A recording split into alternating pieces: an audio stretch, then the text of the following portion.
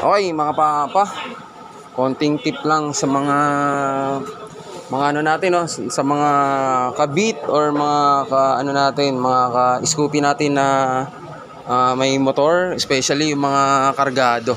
Okay? So, isang sentenaryo, ayun. Punong-puno ng langis yung kanyang airbox.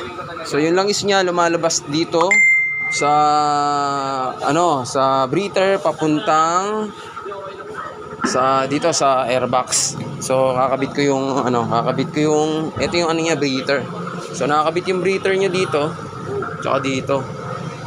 So ngayon may lumalabas na langis dito nang gagaling sa breather papunta dito sa airbox. So dati meron akong experience na ganito.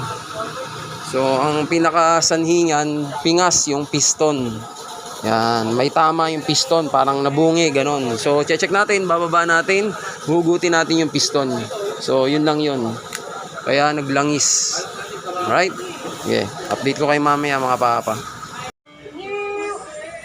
Okay, mga papa. So, okay, ito na, nabaklas na natin. Nag-blowing oil sa kanyang air filter.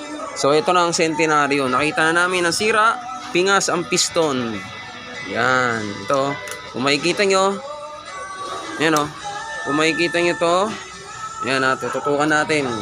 So yun, ito, papakita ko sa kanyo ha. Yun, palilinawin lang natin ng konti ang camera. Ayaw pumukus. Yan, ayun o mga boss o. Pingas ang piston. Yan, kaya nagbo-blowing or blowing oil or sumusuka ng langis. Ayan, piston yan mga papa.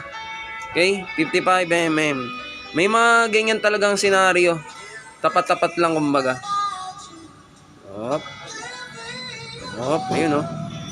Ay, luminaw. So, piston lang ang papalitan natin dyan. Piston set. Ayan, ayun o. Sira mga papa. Alright. Basic lang yan, basic.